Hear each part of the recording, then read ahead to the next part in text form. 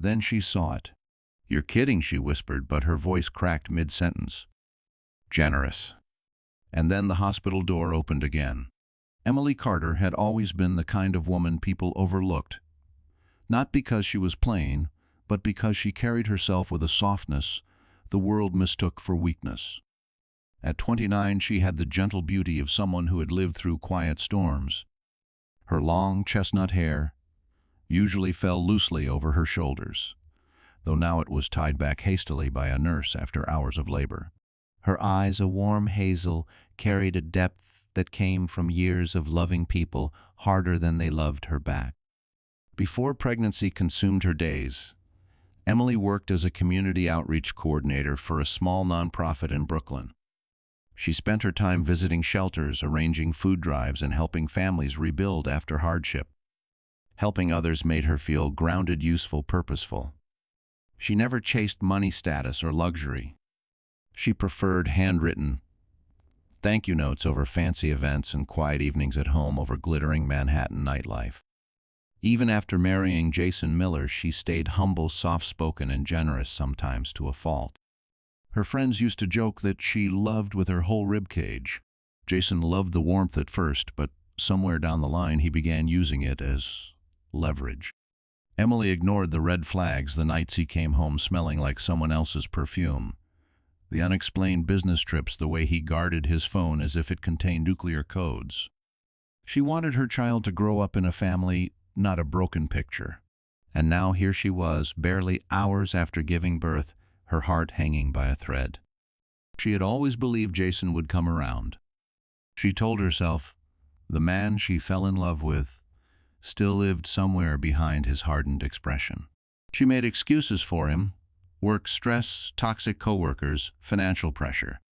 She blamed everything except the truth. Jason had checked out long before their baby arrived. He stopped attending prenatal appointments. He missed her baby shower entirely. He didn't even assemble the crib until she broke down crying one night.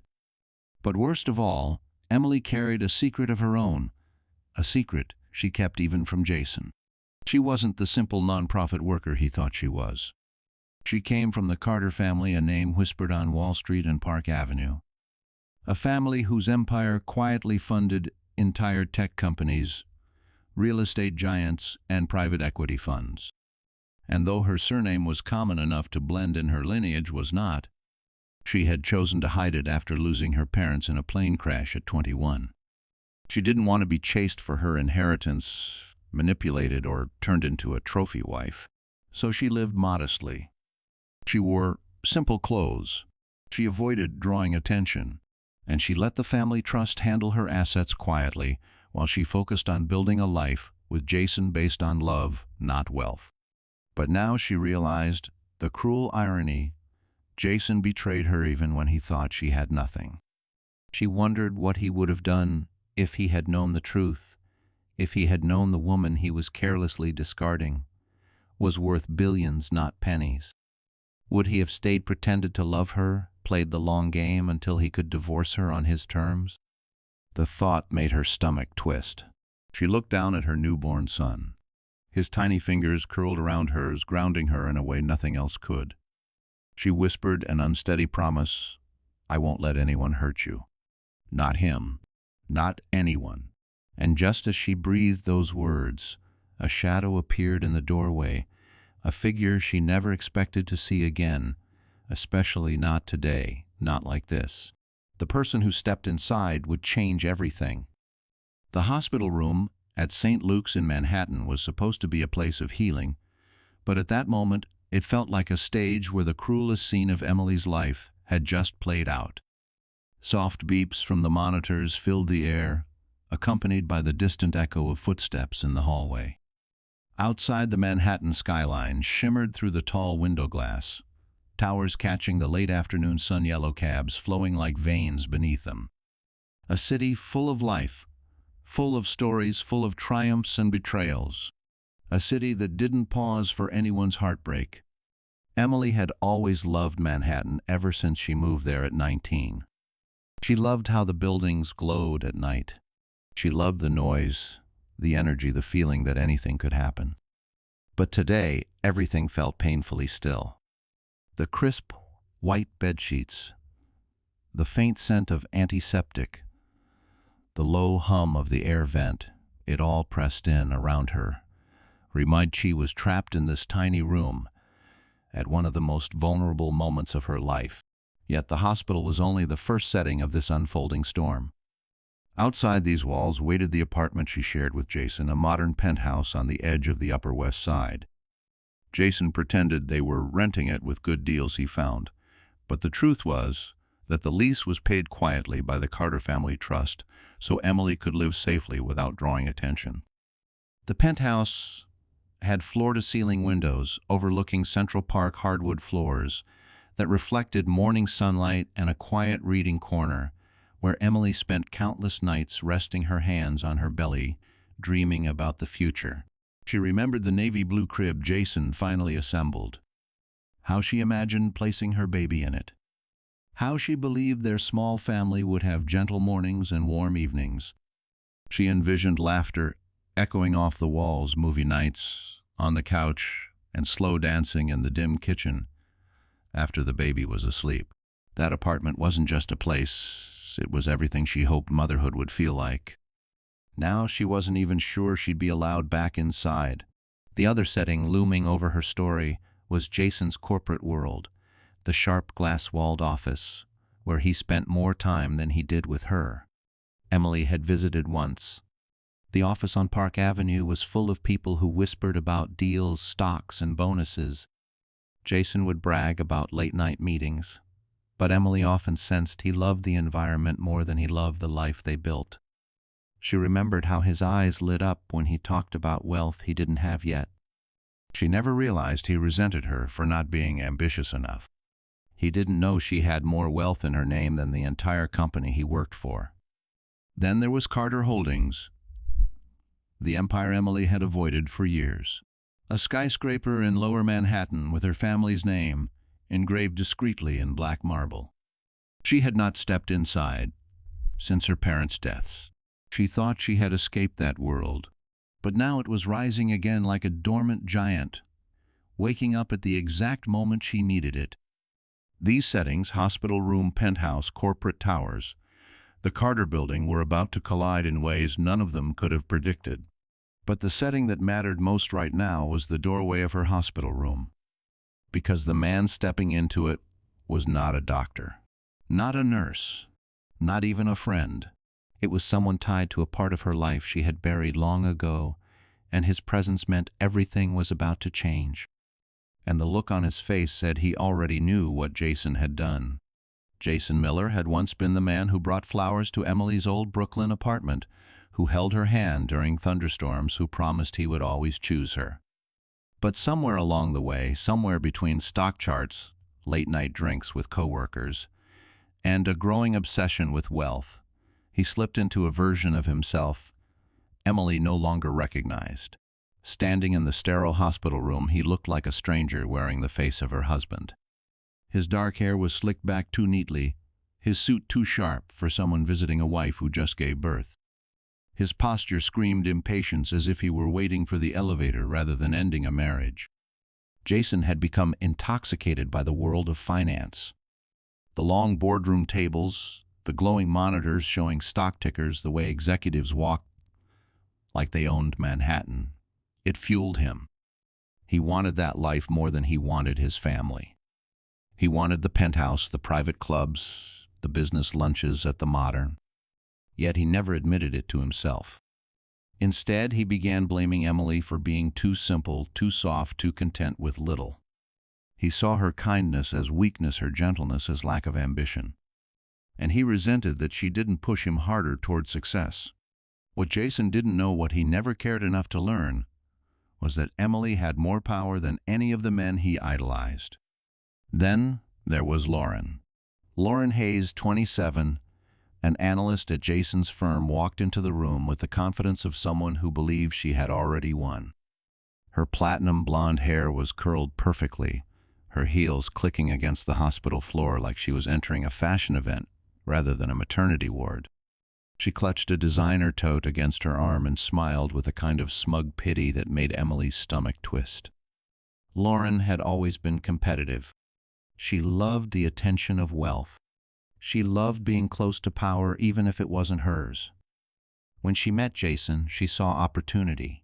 He wasn't rich, not yet, but he was hungry, ambitious, easy to manipulate. She listened to his frustrations, fed his ego, told him he deserved better than a quiet wife who worked for a nonprofit. Little by little, she replaced Emily in conversations and daily routines in Jason's thoughts, until one night Jason didn't come home at all. Lauren wasn't just the other woman. She was someone who believed she deserved to win at any cost. And now, standing in the hospital room, she acted as if she were the rightful wife, while the real wife held a newborn in her trembling arms. "Jason is finally choosing himself," Lauren said softly, but her tone carried venom. "You should understand that." Emily felt her heart splinter. But the pain sharpened into something else: clarity. This wasn't just betrayal. It was cruelty. Jason crossed his arms like a man presenting a business proposition. "Look, I'm moving forward with my life. Lauren and I are serious. The sooner you accept this, the easier it'll be." Lauren stepped closer, lowering her voice. "We already found a broker to help with the penthouse. Once you're out, things will move fast." Emily froze. Out of her own home. A home she paid for without them ever knowing. Jason continued, "You can take your essentials, of course. We're not unreasonable." Unreasonable. The word nearly made her laugh. Her vision sharpened on the two of them, their arrogance, their entitlement, their certainty that she had no power to fight them. They thought she was at her weakest. They thought this moment would break her, but they didn't know the truth. And as she looked at them, the man who vowed to love her, and the woman who helped destroy her marriage, Emily felt something shift deep inside her chest. A stillness, a clarity, a spark, because the door behind them was about to open and everything they believed was about to collapse. The silence in the hospital room thickened like fog, heavy and suffocating. Emily tightened her arms around her newborn, feeling his tiny heartbeat against her chest, the only thing keeping her from collapsing under the weight of what Jason and Lauren had just done. The fluorescent lights hummed above her, too bright, exposing every bruise on her heart. She tried to swallow, but her throat felt raw, scraped by betrayal. Jason stood with his hands in his pockets, eyes cold, waiting for her to respond, as if the divorce papers were nothing more than a routine formality. Lauren hovered beside him, tapping her manicured nails against her designer, her expression barely hiding her impatience. But then the door to Emily's room creaked open. A nurse, young, curly-haired, kind-eyed, stepped in, her voice cheerful until she saw the scene. "Mrs. Miller, how are we?" Her sentence died when she noticed Jason's posture. Lauren smirked, the papers lying on the blanket over Emily's legs. The nurse's smile fell. Her eyes widened. And then she whispered, "Is everything okay?" It was a harmless question, a simple one, but Jason reacted as if she had accused him of a crime. "We're fine," he snapped, waving her off. "This is a private matter." But the nurse didn't back away. She glanced at the newborn asleep on Emily's chest, then at Lauren, standing far too close for someone who wasn't family, and her expression hardened. Nurses see everything. They recognize pain, cruelty, and danger faster than most people. And in that moment, the nurse saw exactly what was happening: a woman, moments after giving birth, being emotionally ambushed. Jason stepped forward, lowering his voice, but not enough. "Emily, sign it. This doesn't have to be dramatic." Lauren chimed in, her voice smooth and razor-sharp. "You're making this harder than it needs to be. Think about the baby." The baby. The irony nearly made Emily choke. For months, they hadn't cared about the baby, hadn't cared about the fear, the loneliness, the sleepless nights. And now they were using him as leverage. The nurse stiffened. "Sir, maybe this conversation should wait." She just delivered. "She needs rest, not." Jason cut her off. She needs to stop being unreasonable. The moment the word unreasonable left his mouth, the nurse's jaw clenched. Other nurses in the hallway began turning their heads. A doctor walking past slowed. A security guard near the elevator glanced over.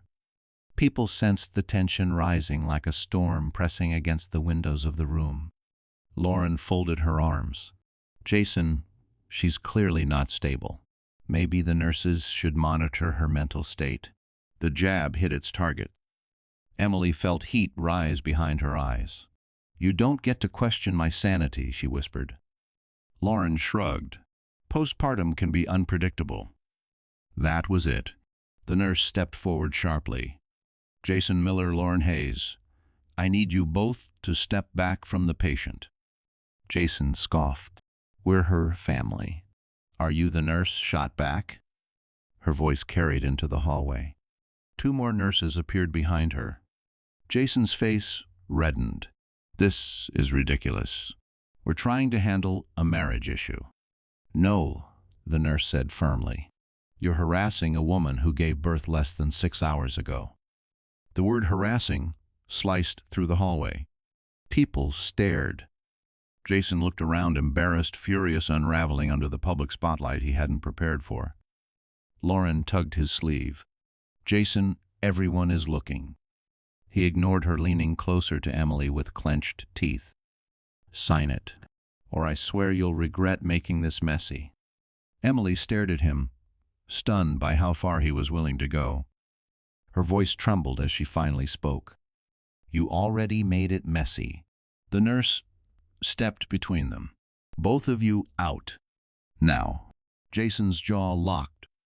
Lauren's lips tightened. But with the entire hallway watching, they had no choice but to retreat. Jason pointed a shaking finger at Emily. This isn't over. He turned.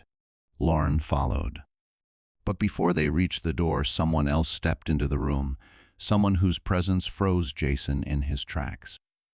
And the look on that man's face said Jason had just made the biggest mistake of his life. For a moment, Emily thought her vision was blurring again. She blinked twice,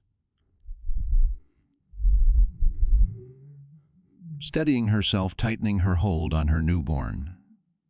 As the doorway filled with a tall, broad-shouldered figure in a tailored charcoal coat, the light from the hallway framed him, casting a sharp silhouette that made Jason freeze mid-step.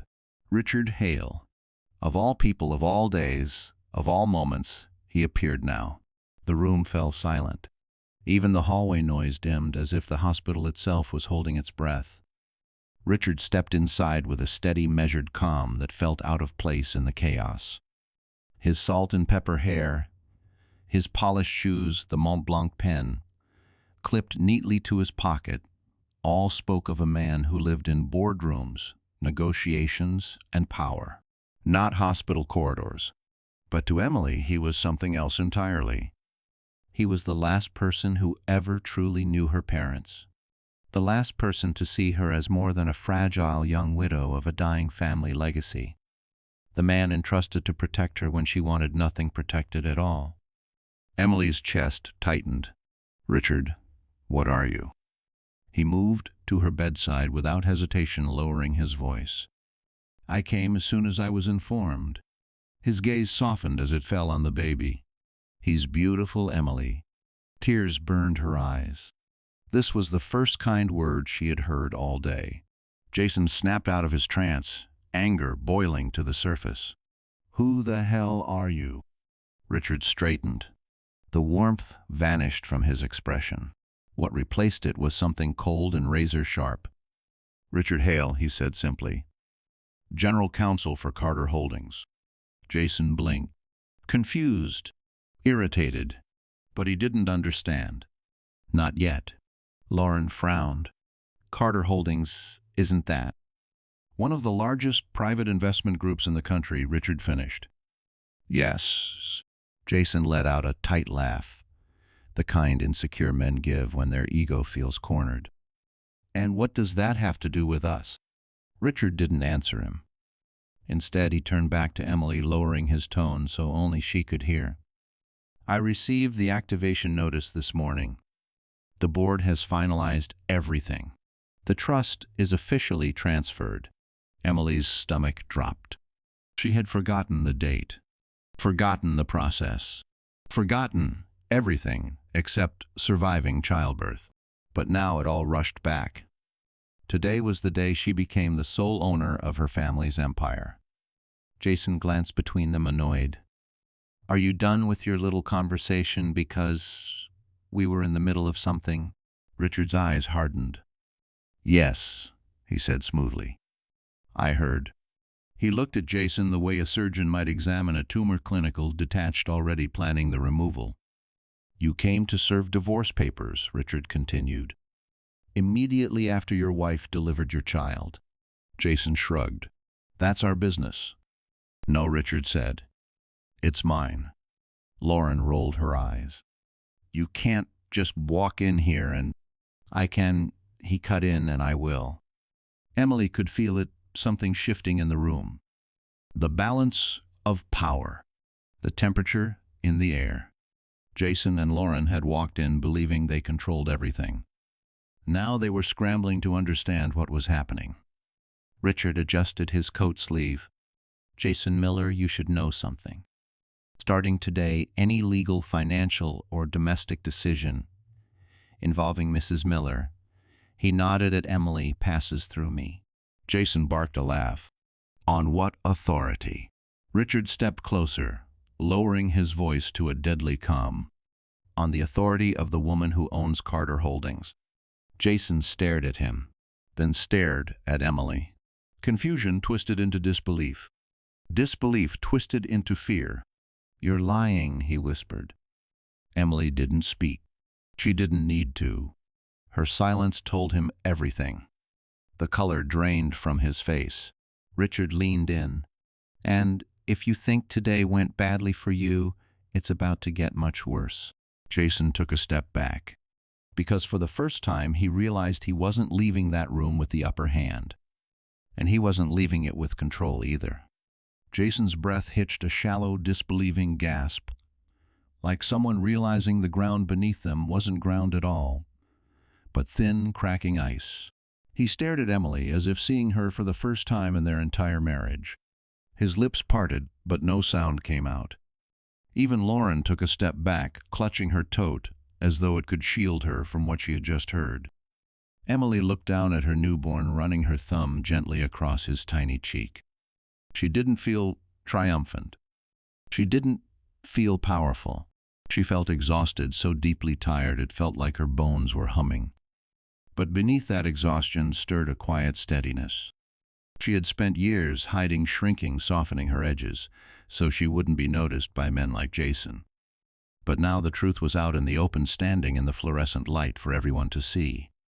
Richard moved a bit closer to her bedside. "Emily," he said with a gentleness he rarely used, "the board has transferred full control. You now hold majority ownership of all Carter assets and subsidiaries."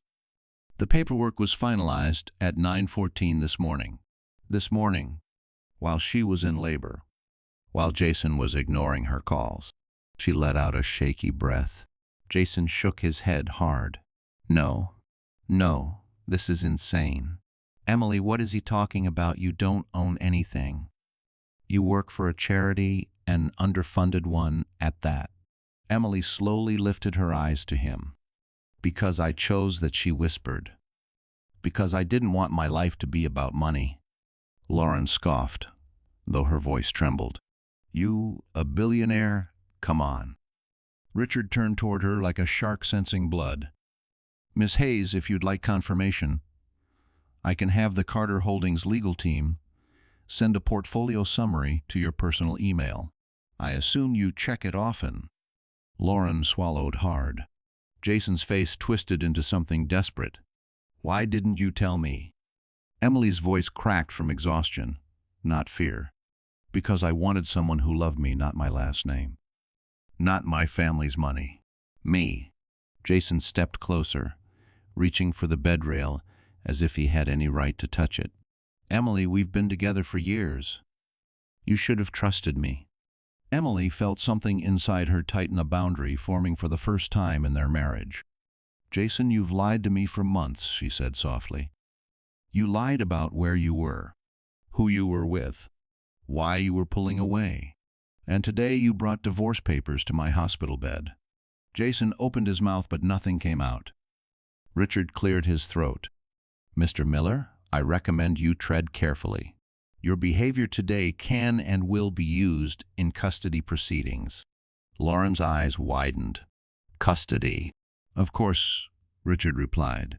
"You didn't think she'd let her newborn be taken by a man who serves divorce papers postpartum, did you?" Jason's jaw clenched. "You can't talk to me like—" Richard's voice dropped into a tone that could freeze lava. "I'm not talking. I'm informing." Emily watched them with a strange feeling, a mixture of heartbreak and clarity. Years of pain, confusion, and self-doubt were finally making sense. Jason hadn't grown distant because he felt overwhelmed. He wasn't working late. He wasn't under pressure. He had simply stopped valuing her. He had stopped seeing her. And now he was seeing her for the first time in the worst way possible. Jason stepped closer, lowering his voice. "Emily, let's talk. Just us. Without him." "No," Emily whispered. "We're done talking." Lauren tugged Jason's sleeve. "Jason, let's just go. This is turning into a nightmare." Jason snapped, "Shut up, Lauren."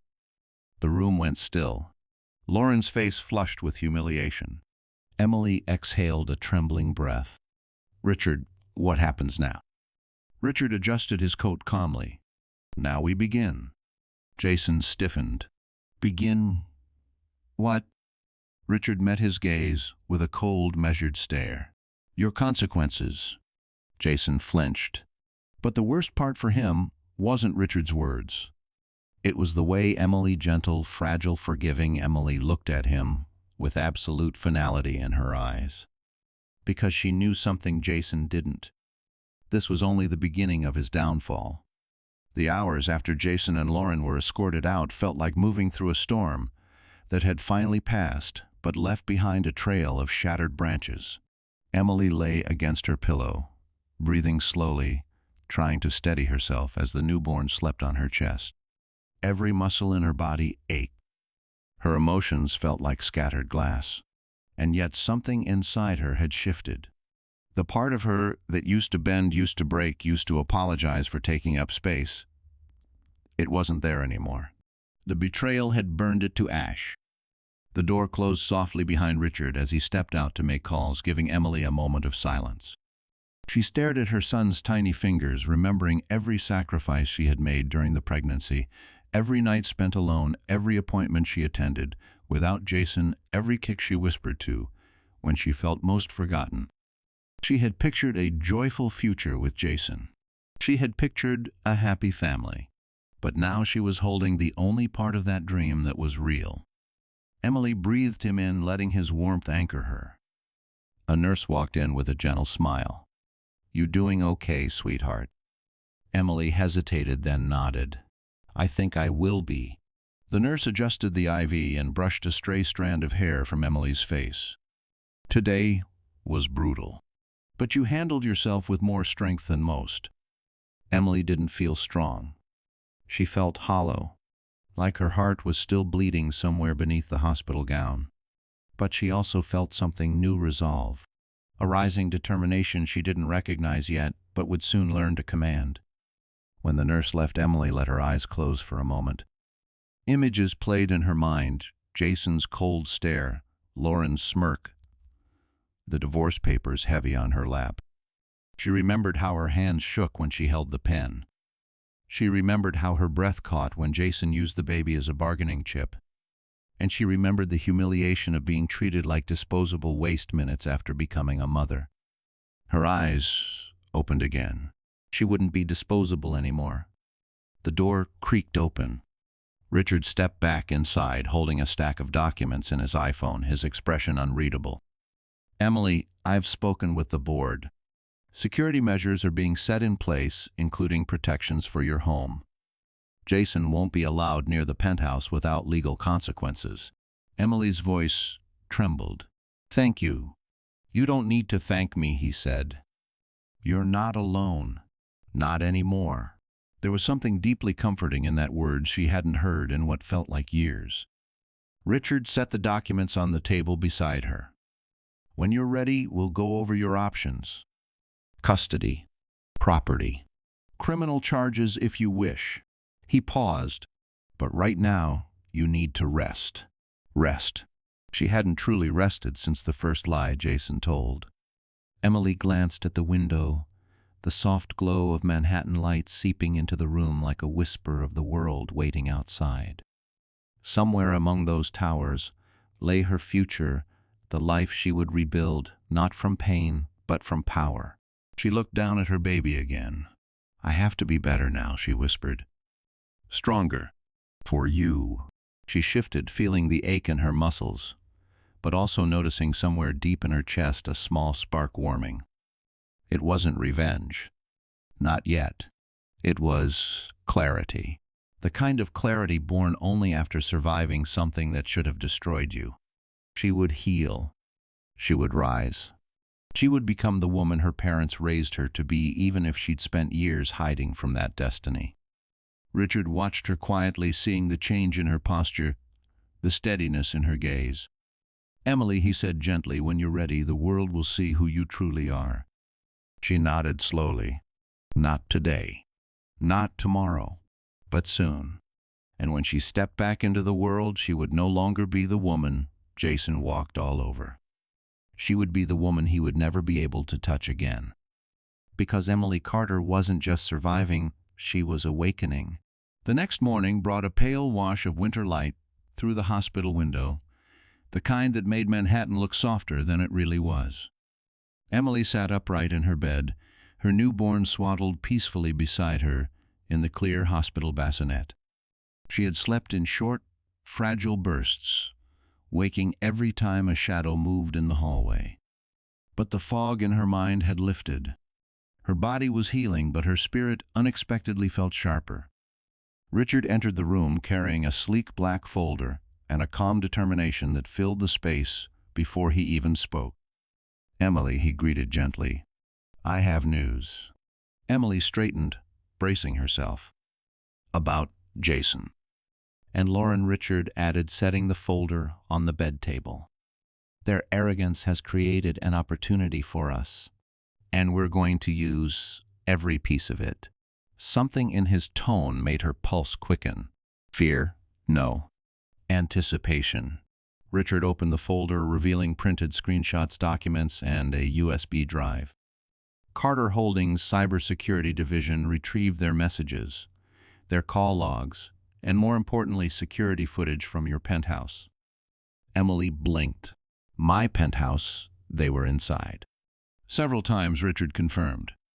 Lauren let herself in with a copied key Jason provided.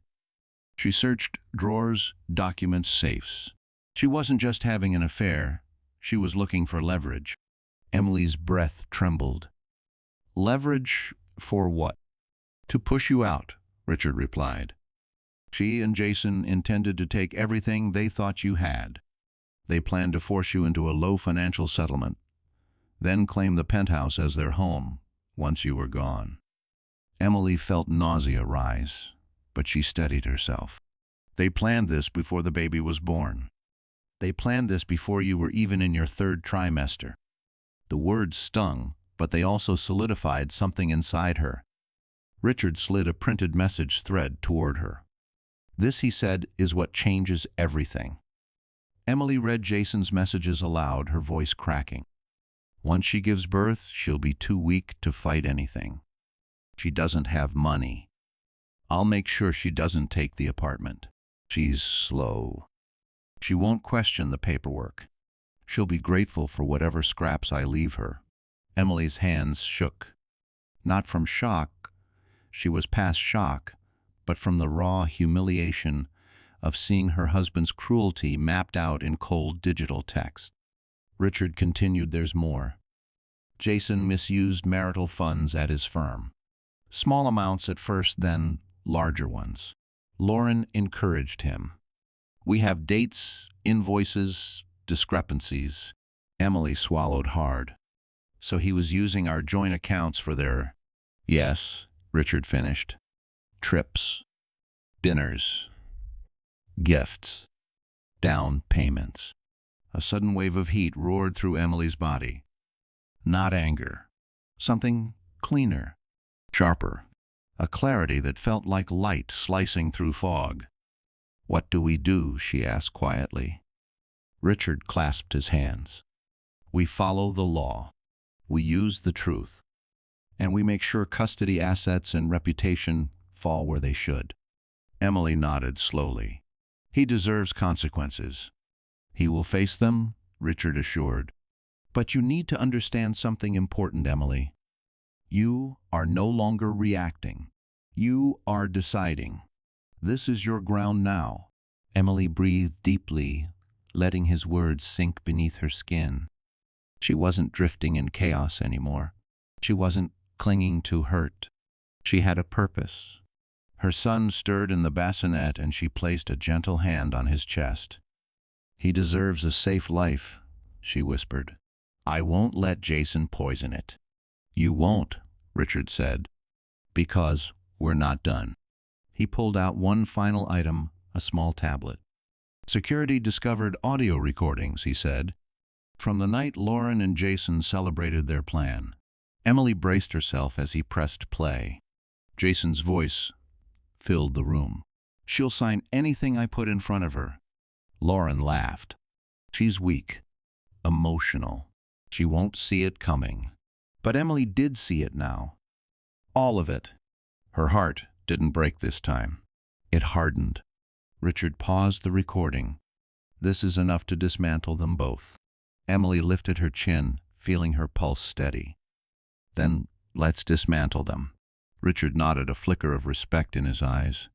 "Good," he said softly, "because the next move is yours." Emily exhaled a slow, trembling breath that signaled the end of her collapse and the beginning of her rise. And her next move would be the one Jason never saw coming. Emily sat straighter in the hospital bed, the morning light casting a faint halo around her.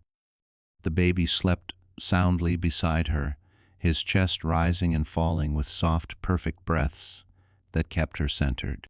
Across from her, Richard stood with a posture that mixed strategy and protection, as if he were quietly preparing for battle. But the battlefield wasn't made of weapons or armor.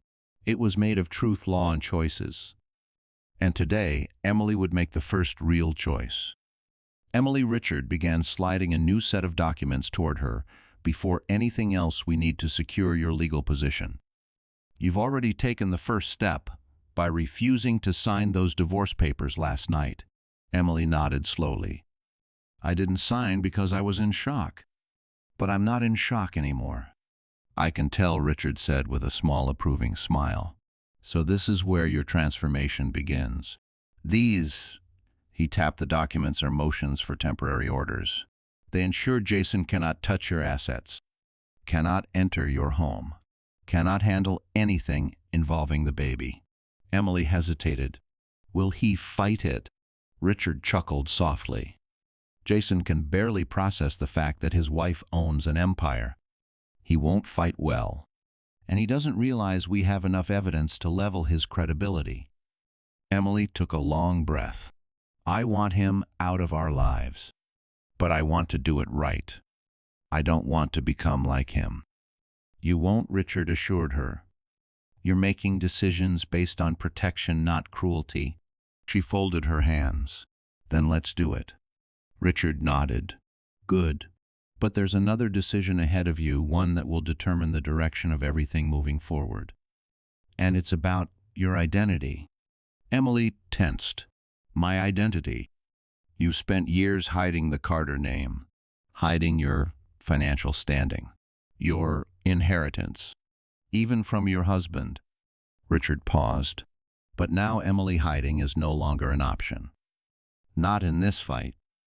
Emily's stomach fluttered. "You're saying I have to become the heiress?" "I'm saying," Richard replied gently, "you have to become yourself." Emily looked at the baby again, his small mouth twitching in sleep. She had wanted a normal life. She had wanted love to be enough. But love hadn't saved her. Love had blinded her, and that blindness had led her into Jason's trap. Maybe hiding had once been protection, but now it was a weakness Jason had counted on. She whispered, "I can't be that woman overnight." "You don't have to be," Richard said, "but you must step toward her now." Emily swallowed. "What do I need to do?" Richard opened a slim leather notebook, flipping to a page covered in concise notes. First, public positioning. The Carter Holdings Board needs to announce your transition to leadership. Discreetly at first, but publicly enough that Jason cannot manipulate the narrative. Second, we will file emergency custody orders today.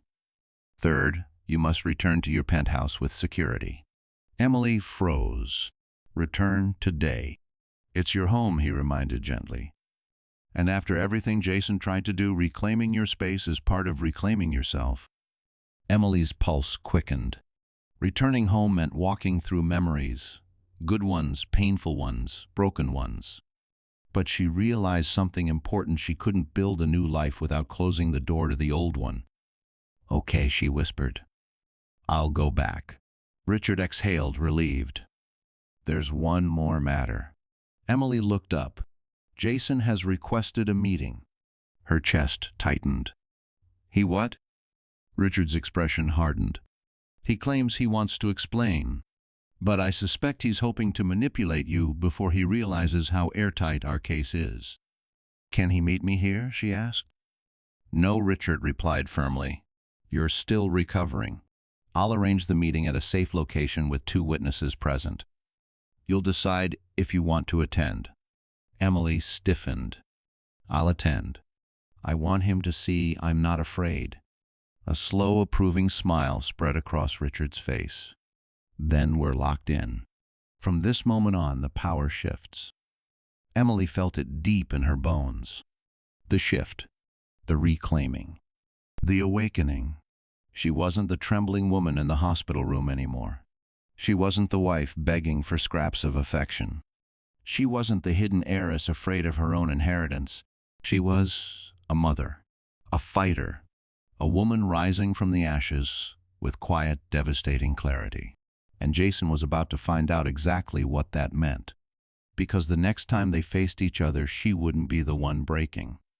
The meeting was arranged for the following afternoon in a private consultation room on the hospital's lower floor, neutral territory, quiet monitored. Emily insisted on being present. She refused to let fear follow her home. She refused to let Jason's voice echo in her head unanswered. She wanted to face him with her eyes open, her spine straight, and her son safe upstairs under the watch of the most reliable nurse on the floor. Richard walked beside her as they approached the room, his step steady and protective. "Remember," he said softly, "you don't owe him anything. Not explanations, not softness, not forgiveness. You say only what you choose to say." Emily inhaled deeply. "I'm ready." But readiness wasn't what she felt. What she felt was something sharper, resolve layered over heartbreak. When Richard opened the door, Jason was already inside. He stood hunched over the metal table, his hair disheveled, his suit wrinkled as if he hadn't slept. Gone was the arrogance from the day before. Gone was the cool confidence. His eyes flashed with something desperate, fear cloaked in anger. Lauren wasn't with him. That alone felt like a shift in gravity. Jason's gaze darted to Emily immediately.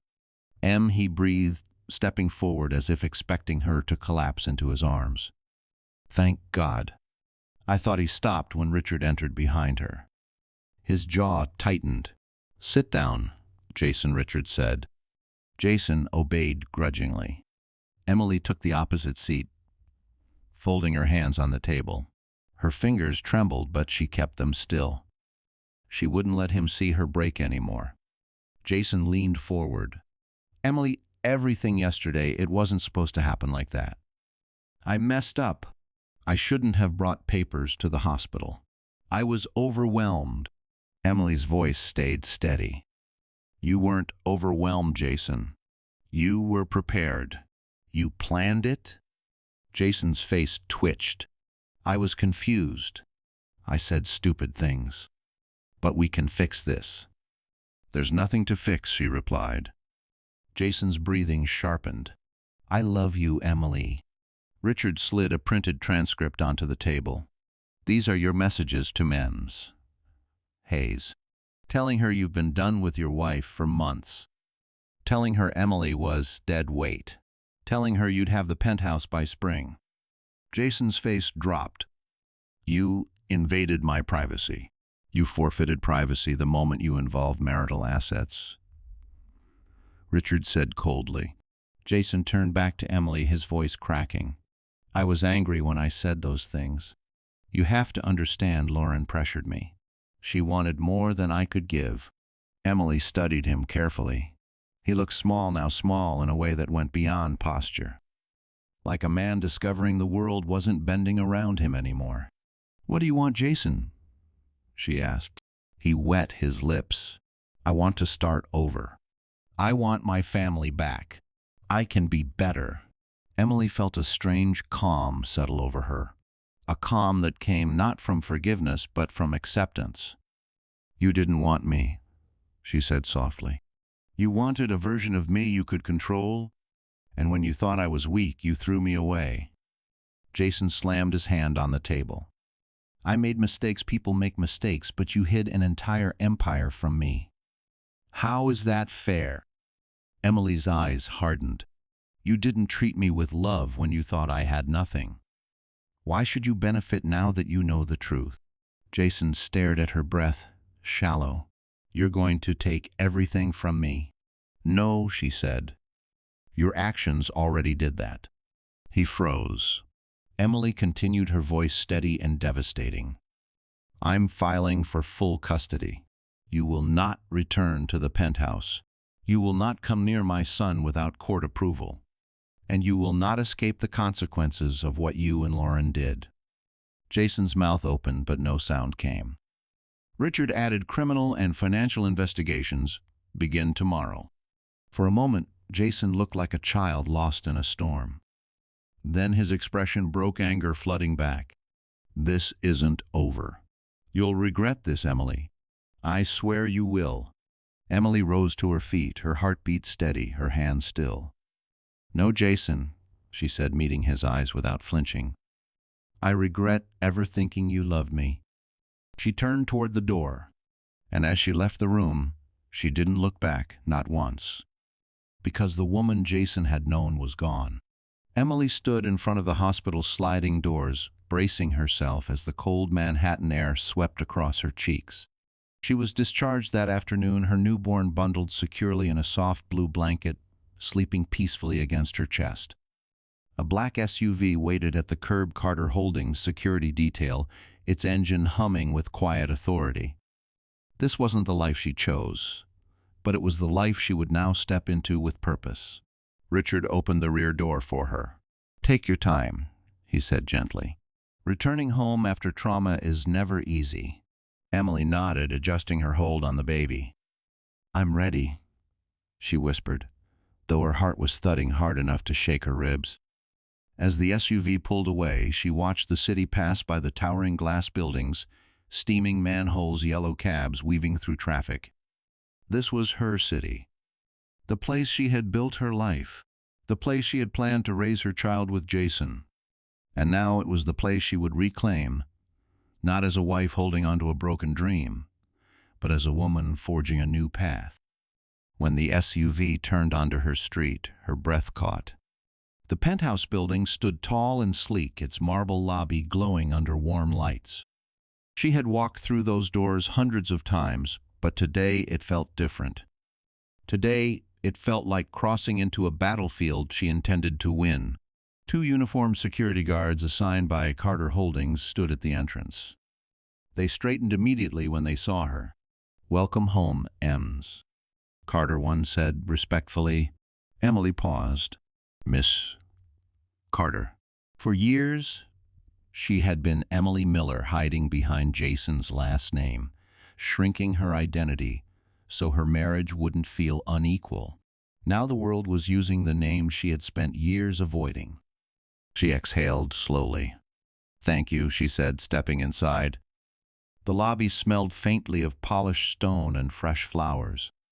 The concierge, a man who always smiled warmly at Jason but barely glanced at her now, stood up straighter. "Miss Carter," he said almost nervously, "your unit has been secured. No one has entered since the change in authorization." Good, because the idea of Jason or Lauren setting foot inside again made her stomach twist. The elevator ride to the 32th floor felt endless. Each ding pulled her deeper into a mix of memories: late-night movies with Jason, the baby kicking during quiet evenings, the arguments she ignored, the nights she cried alone. She tightened her arms around the newborn, grounding herself in the future rather than the past. When the elevator opened, she stepped onto the marble hallway. Her door looked exactly the same: silver handle, frosted glass panel, but the air around it felt colder, heavier. Richard stepped forward. Security swept the unit. "You're clear to enter." Emily inhaled deeply and unlocked the door. The moment she stepped inside, her heart squeezed. The apartment smelled like home: lavender candles, fresh laundry, faint baby powder. But everything felt haunted by betrayal. She walked slowly through the living room. The plush sofa where she used to curl up waiting for Jason remained untouched. The kitchen counter still held the unopened box of herbal tea she bought for her final trimester tea. Jason complained stunk up the place. Her gaze drifted to the navy blue crib in the corner of the bedroom. Jason had built it while watching a basketball game, barely paying attention, complaining every few minutes. She had loved it then. Now it felt like a relic of a life she never truly had. Emily placed her baby gently in the crib. He stirred, then settled peacefully. A soft tear rolled down her cheek, not because she missed Jason, but because she finally understood that she had been living inside a cage disguised as a marriage. Richard's voice broke the silence. "Emily, the past isn't here anymore. Only what you choose next." She wiped her cheek and nodded. "I'm not afraid of this place. I'm not afraid of him. Not anymore." Richard studied her for a moment. "You're stronger than you know." Emily looked around the penthouse, her penthouse, and felt a spark ignite deep inside her chest. She wasn't here to mourn. She was here to rebuild, to reclaim, to become everything Jason never believed she could be. And as she stood in the apartment where her heart had once broken, she made a silent vow this home would witness her rise, not her ruin. The following morning, Emily woke to soft sunlight spilling across the penthouse bedroom, warming the sheets where her newborn slept peacefully. For the first time in months, she didn't wake to Jason's cold silence, his slammed doors, his muttered complaints. The penthouse felt different now, quiet but not empty, calm but not lonely. She stretched slowly, her muscles still tender from labor, yet her mind sharper than it had been in years. Richard arrived shortly after breakfast, carrying a leather binder and a cup of warm chamomile tea. "How's your first night home?" he asked. Emily glanced around the room. "Strange," she admitted, "but in a good way, like I'm finally breathing air that belongs to me." Richard nodded. "Then today is about your next step." "My next step?" He studied her carefully. "Your transformation, not for appearances, not as revenge, but because the world is about to see Emily Carter, the woman they overlooked, underestimated, dismissed. And when they see you, they must see strength." Emily looked down at herself. Loose sweatshirt, messy, bun-tired eyes. She didn't feel strong. She felt like a mother running on fragments of sleep. But she understood what Richard meant. She had spent years dimming herself so Jason wouldn't feel threatened. Years pretending she didn't come from wealth or power. Years making herself small. That era ended the moment he dropped divorce papers on her hospital bed. Richard gestured toward the hallway. "There's someone here to help." Before Emily could question it, a woman stepped into the room. Tall, elegant, with short caramel hair and warm brown eyes. She wore a simple black dress, and carried a sleek rolling case. "Emily," she said with a gentle smile, "I'm Ava Sinclair, personal stylist for the Carter family. Your mother hired me when you were 16. Emily blinked. "Ava, I thought you moved to L. Only for a few years," Ava said. "When Richard called, I came back." There was no judgment in her tone. Only support. Only loyalty. Emily swallowed hard. "I'm not sure I'm ready for all this." Ava touched her arm.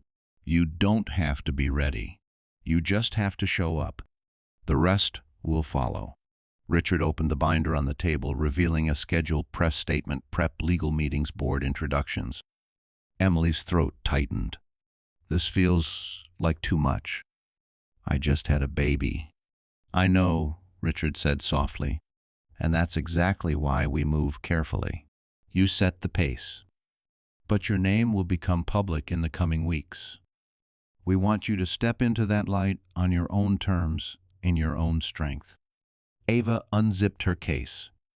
Inside were fabric swatches, jewelry trays, samples of soft, luxurious materials Emily hadn't touched in years. "We start small," Ava said. "A look that reflects who you are now, gentle but unbreakable."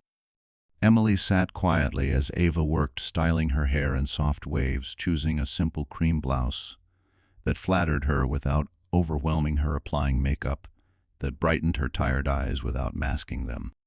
It wasn't about glamour. It was about intention. Every brushstroke whispered, "You survived. You rose. Now you step forward." When Ava finally finished, she turned the mirror toward Emily. For a moment, Emily couldn't breathe. The woman staring back at her wasn't the abandoned wife in a hospital bed. She wasn't the quiet nonprofit worker. And she certainly wasn't the fragile version of herself that Jason always preferred. This woman was composed, strong, awake. Emily touched her reflection lightly. "I look like your mother," Ava whispered. Powerful, warm, impossible to dismiss. Emily felt tears press behind her eyes, but they didn't fall. Not this time, because this wasn't grief. It was reclamation. Richard closed the binder. "We'll make the announcement soon. For now, the only thing you need to do is stand tall. Jason will try to shake you. Lauren will try to overshadow you. But neither of them knows the woman you've become." Emily lifted her chin. "I'm done hiding," she said quietly. Ava smiled. "Then let's begin." Emily stepped away from the mirror, holding her son close. Because today wasn't the day she changed, today was the day she stepped into who she always was. The morning sun painted golden streaks across the penthouse windows, warming the polished floors and casting soft shadows over the plush furniture. Emily stood in the center of her living room, her newborn resting in a cushioned bassinet beside her. She'd spent years walking across these floors, worrying about whether Jason was happy, whether she was doing enough, whether she was too much or not enough. Now, for the first time, this space felt like it belonged to her, not as a wife, but as a woman reclaiming her identity. Richard arrived promptly at 9, dressed in a charcoal suit that seemed almost too formal for a home visit. But then again, nothing about the day ahead was casual. He placed a sleek black briefcase on the marble counter and gave her a small, approving nod. "You look ready," he said. Emily smoothed the sleeve of her soft cream blouse, Ava's choice.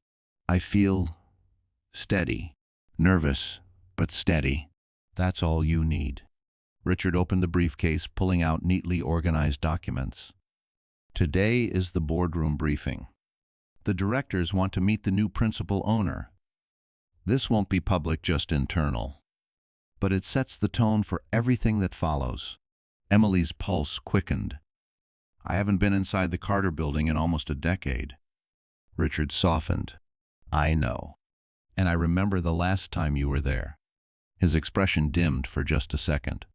"Your parents' memorial. It was the hardest day I've ever seen you endure."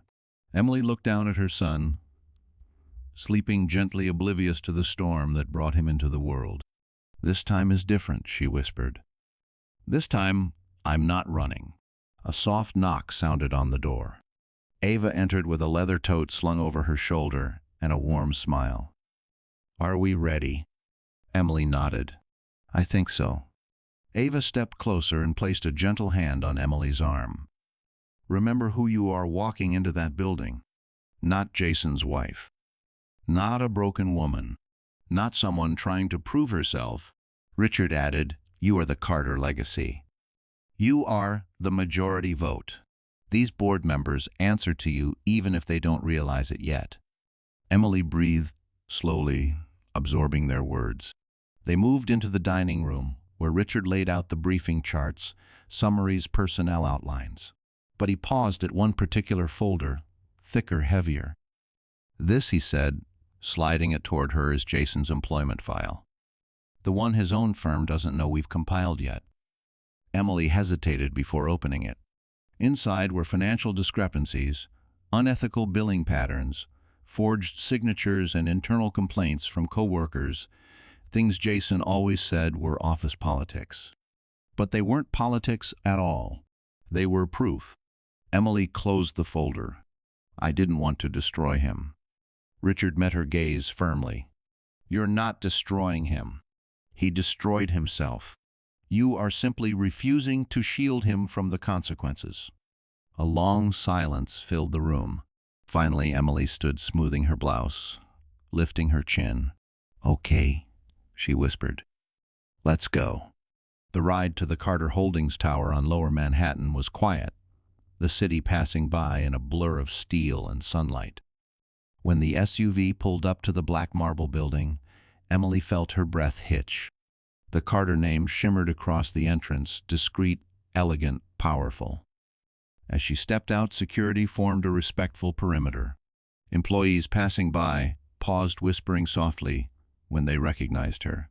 Some remembered her parents, others only recognized her from old portraits in the executive wing.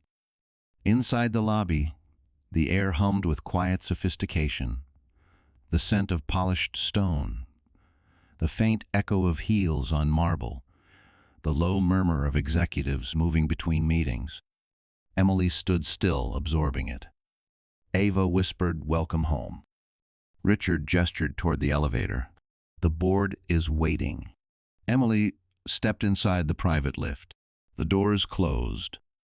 Her reflection stared back at her, soft but strong, gentle but unbroken, her son's future shining quietly behind her eyes.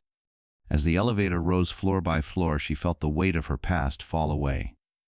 The hiding, the shrinking, the bending. This wasn't just a meeting. It was her rebirth.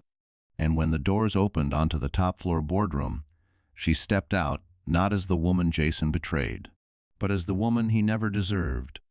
And the entire board was about to witness exactly who she had become. The boardroom at Carter Holdings was a world away from anything Emily had experienced in years. The top floor offered a sweeping view of Manhattan's sleek towers, piercing the winter sky, sunlight reflecting off glass like shards of fire. The conference room itself was intentionally imposing: a long obsidian table, high-backed leather chairs, a wall-wide digital display slowly rotating through global market data. Everything felt cold, powerful, precise. And today all eyes were on her. Emily stepped inside with Richard at her side. Her heartbeat was a steady drum, not frantic, but alert, alive. She felt the weight of her mother's grace in her posture, her father's quiet confidence in her gaze. Ava's chosen outfit, subtle cream blouse, tailored black slacks, didn't scream wealth. It whispered authority. The directors stood upon her entrance, a gesture reserved only for the principal owner. Mrs. Carter, the chairman, a silver-haired man named Elliot Graves, greeted her with polite formality. "We extend our condolences again for the loss of your parents." "And welcome." Emily offered a small, steady nod. "Thank you." They took their seats. Richard remained behind her, hands clasped, ready, her anchor in a room of sharks disguised as gentlemen. Elliot cleared his throat. "We understand this is a challenging time. but legally and structurally today marks your full transition into ownership. A majority stake of 62% is now under your direct control. A director across the table leaned forward. Mrs. Carter, forgive us, but you've been absent from the company for nearly a decade. Are you prepared for the responsibilities ahead? Emily's fingers tightened slightly on the table's edge. Not from insecurity, but from the familiar sting of being underestimated. I didn't choose absence, she said quietly. I chose grief. I chose privacy. And I chose a life where people didn't value me for my last name. The room shifted, some eyes softened, others sharpened. But I'm here now, she continued, her voice calm but firm. Not because I wanted this power, but because it's time I take responsibility for what my family built. A murmur of approval passed through several members, but then another director, a stern-faced woman named Margaret Quinn, spoke crisply. Miss Carter, we'll be candid. The timing of your transition is unusual. We're aware of a personal situation involving your husband. Emily didn't look away. He's no longer part of my life. And the media, Margaret asked, if this becomes public, it may reflect poorly. Emily sat straighter. My ex-husband's betrayal will not define this company, and it will not define me. Her voice did not shake. Richard hid a small, satisfied smile. Elliot folded his hands. Very well. Let's review today's agenda. Charts lit up across the digital wall. Global Investments Quarterly Performance Philanthropic Projections. Emily listened carefully, absorbing every detail. The more she listened, the more she felt her confidence grow slowly, steadily, like roots anchoring into soil. Halfway through the presentation, a director asked, would you like to nominate an interim advisor, someone to guide you through this transition? Richard stepped forward, but Emily lifted a hand, gently stopping him. I will need guidance, she said honestly. I won't pretend I can carry everything alone. But I also won't nominate anyone until I've observed the company myself. The board exchanged looks, surprised, impressed. Elliot nodded. A wise approach. Another director leaned forward. Ms. Carter, if we may ask, what is your long-term vision for the company and for your role within it? Emily hesitated only a moment before answering. My parents built an empire, she said softly.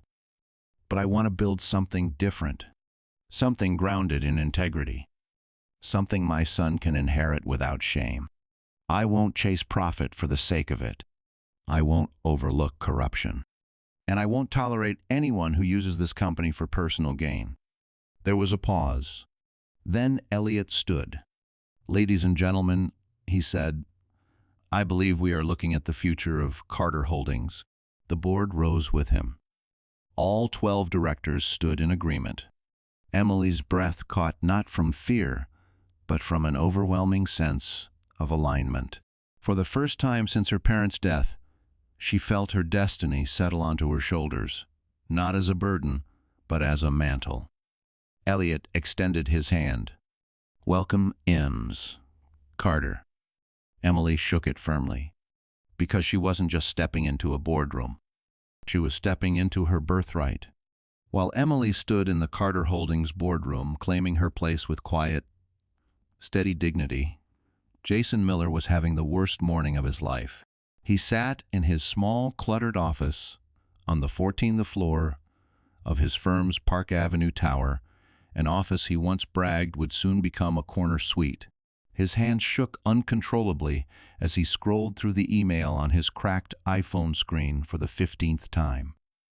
UBJE, CTANALYT, ICSREV. URGE and TFROM compliance and internal audit.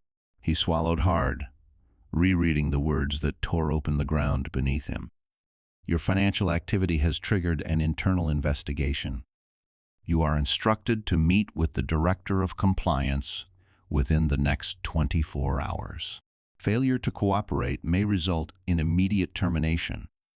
His throat tightened. "This can't be happening," he muttered, running a shaky hand through his hair. Not today. Not now. But it was happening. And it wasn't just one email. His inbox was a graveyard of red flags, alerts about irregular client, billing flagged expense reports, unauthorized fund reallocation. Things he thought no one would ever trace. Things he thought would disappear into the chaos of the firm. Lauren had told him it would be fine. She had said everyone did it. But everyone didn't have Carter Holdings watching them. Jason slammed his phone down, pacing the office like a caged animal. He pulled at his collar, suddenly unable to breathe. His career, his identity, was unraveling. A soft knock jolted him. He turned as Lauren slipped inside, her expression nervous but clearly annoyed. She wore a sleek blazer, but the confidence she usually carried like perfume was nowhere in sight.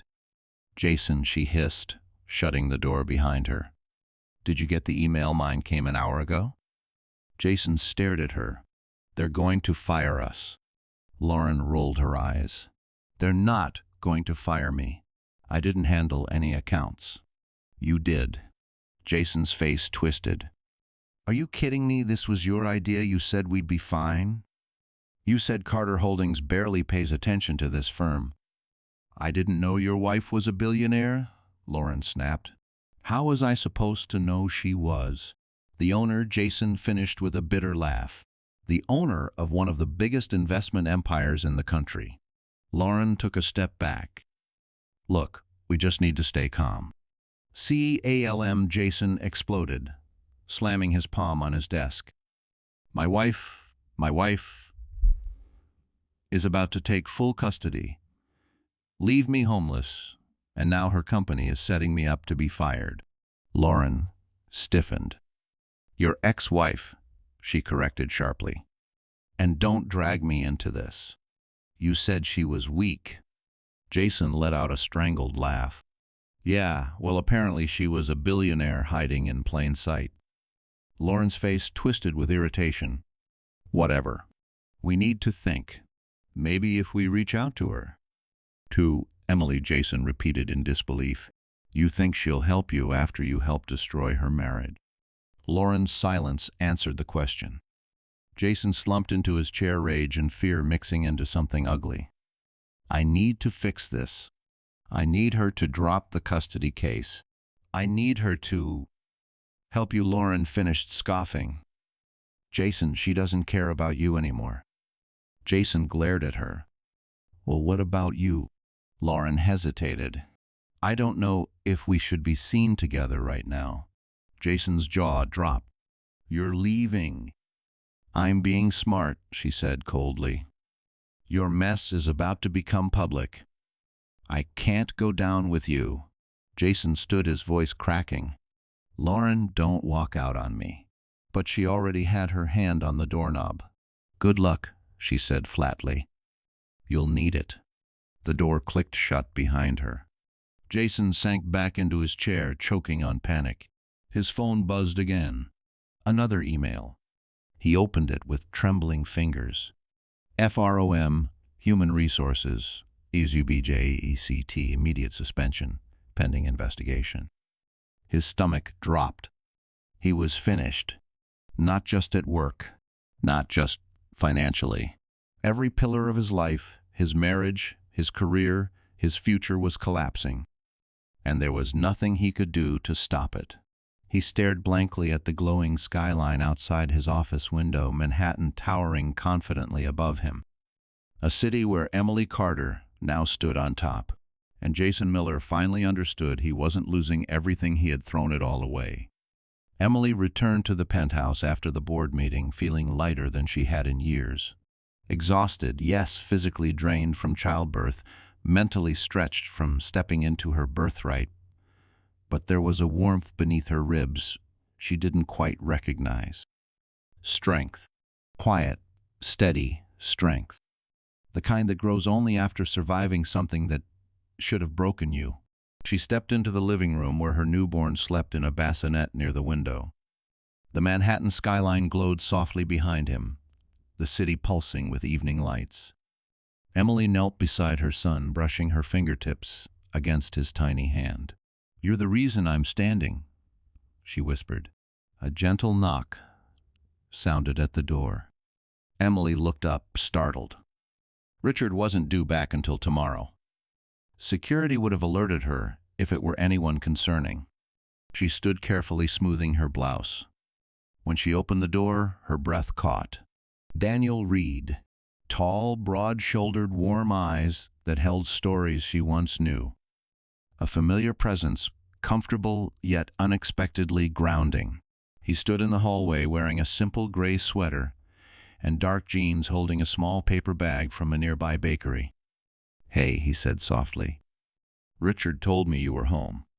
I just wanted to check on you." Emily blinked, stunned. "Daniel, I didn't expect." "I know," he said, stepping inside only after she nodded. "I didn't want to overwhelm you. I just wanted you to know you're not alone." His voice carried a tenderness she hadn't heard from anyone, not in years. Daniel Reed had been a friend of her family, a rising tech entrepreneur. Even in his 20s, now a well-known CEO with a reputation for brilliance and integrity. Emily remembered him from holidays, from charity galas, from the quiet conversations he'd shared with her father. He had always been kind, always gentle, and he had always looked at her with something unspoken, something she had been too young and too married to understand. Now he stood in her apartment, eyes filled with worry. "Emily," he said, placing the bakery bag on the counter, "I heard what happened at the hospital." Emily felt her throat tighten.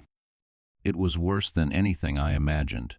Daniel moved closer, slow and respectful. "You didn't deserve that. Not any part of it." A breath escaped her chest, trembling. "I know that now." Daniel gestured to the couch. "Can I sit?" She nodded, joining him with careful steps. He sat close, but not too close, just enough to be present without smothering her. "I brought you something," he said, pushing the bag toward her. "Oatmeal cookies. The bakery downstairs makes them fresh every night.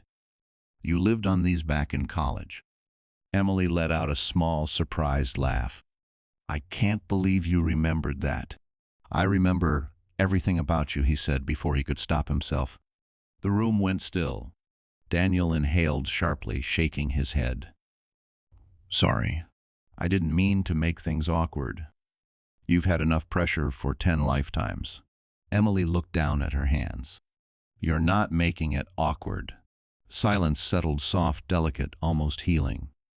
Daniel leaned forward, elbows on his knees. "I know you've been carrying this alone. Even before Jason betrayed you, you were hurting.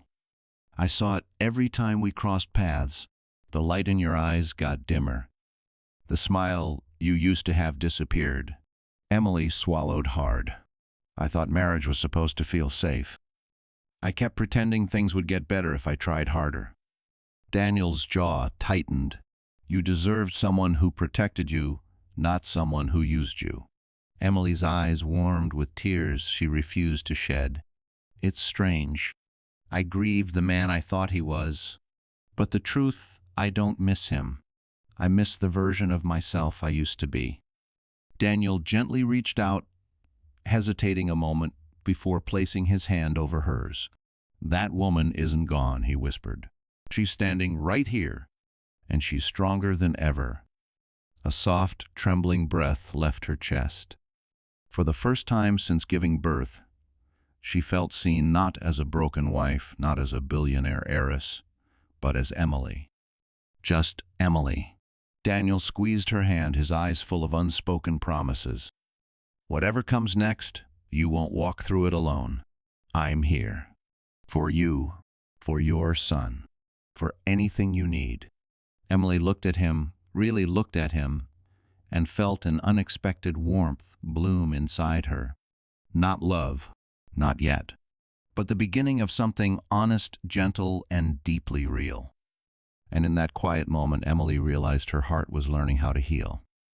2 days passed in a blur of legal documents, feeding short naps and long conversations with Richard and Daniel. Emily moved through her penthouse, like someone relearning her own space, touching the marble counters, the framed photos she once loved, the plush blankets she used to wrap around a body that no longer slept beside her. But with every step she shed another layer of fear, another layer of dependency, another version of herself tied to Jason's shadow. On the third morning, Richard arrived earlier than usual, carrying a leather folio and the kind of determined expression that meant something big was coming. Emily, he greeted, stepping into the living room. "I hope you got some rest." "A little," she admitted, rocking her newborn gently in her arms. "What's going on?" Richard glanced briefly at Daniel, who had dropped by with coffee and stayed to help. There was an unspoken understanding between the two men, though they rarely acknowledged it. "We need to discuss the gala," Richard said. Emily blinked. "Gala? What gala?" "The Carter Foundation Winter Gala," he explained. "It's in 6 days. Your parents hosted it every year before they passed. It hasn't been held since. The board wants you to attend as the official face of the Carter legacy." Emily's breath caught. The Winter Gala. It wasn't just an event. It was the event where the wealthiest families, CEOs, philanthropists, and political figures gathered at the Plaza Hotel under crystal chandeliers and golden light. Her parents had adored it. Emily had attended twice as a teenager, standing shyly beside her mother in a silk dress. But now, returning as the Carter heiress felt monumental, terrifying, necessary.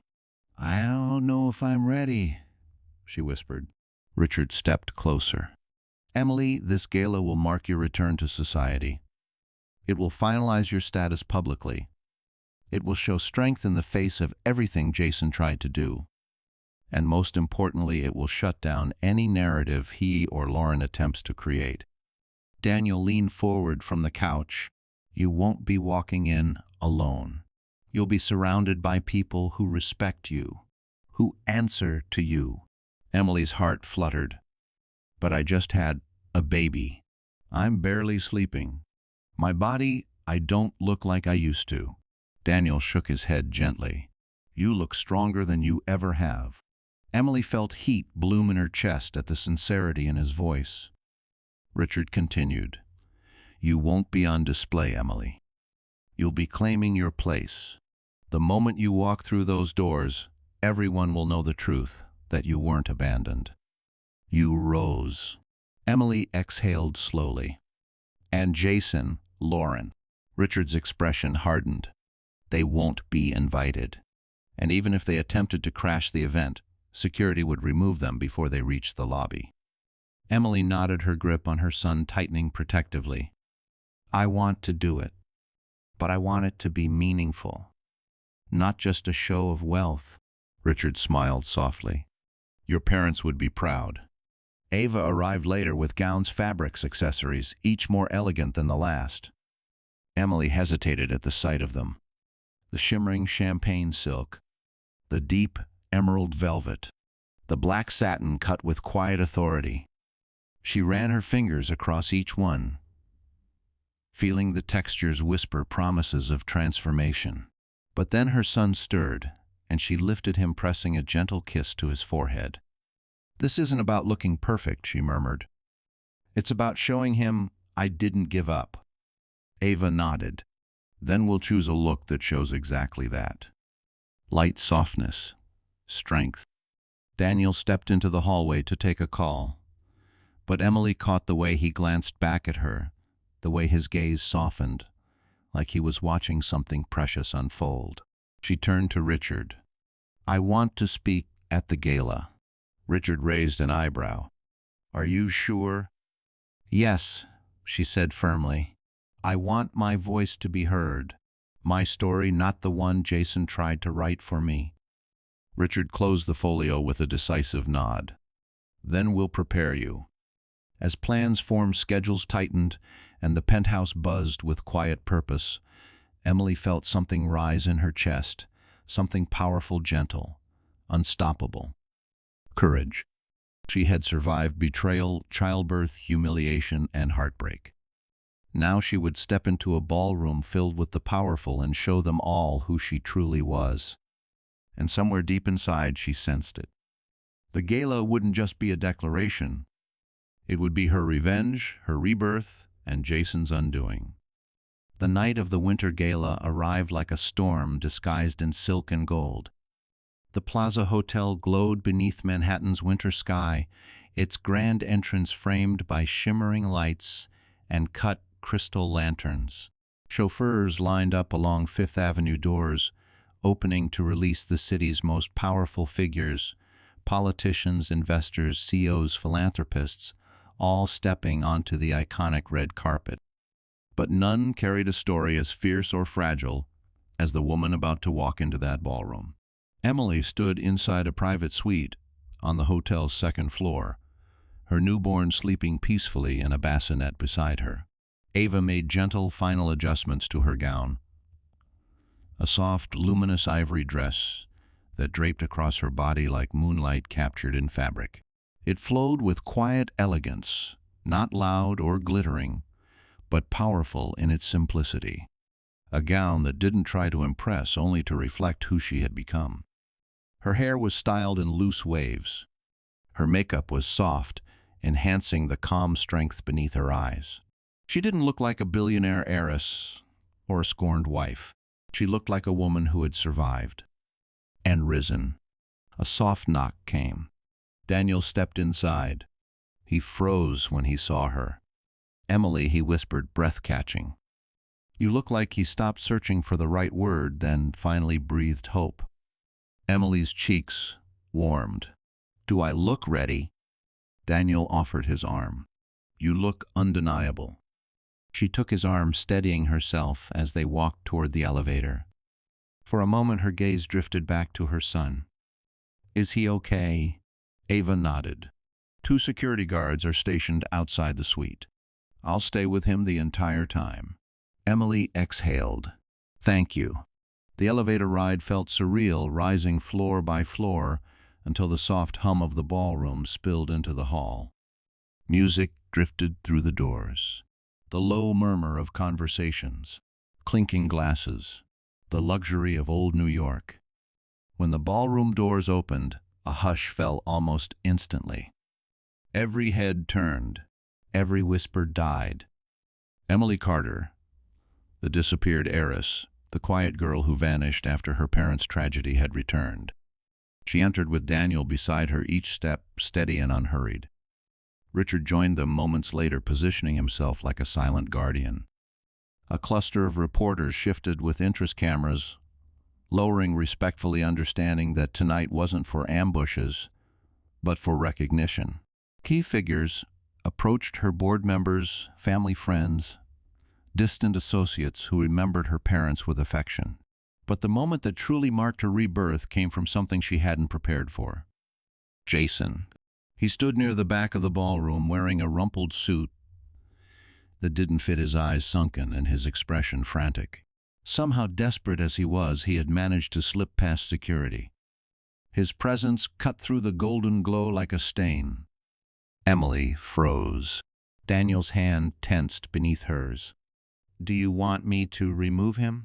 "No," she said softly. "Not yet." Jason stumbled toward her, ignoring the shocked murmurs. "Emily," he choked out. "Please." "Just please, listen." Security began closing in, but Emily lifted a hand, stopping them. Jason reached her, breathing hard. "Emily, I'm losing everything. My job, my money. Lauren left.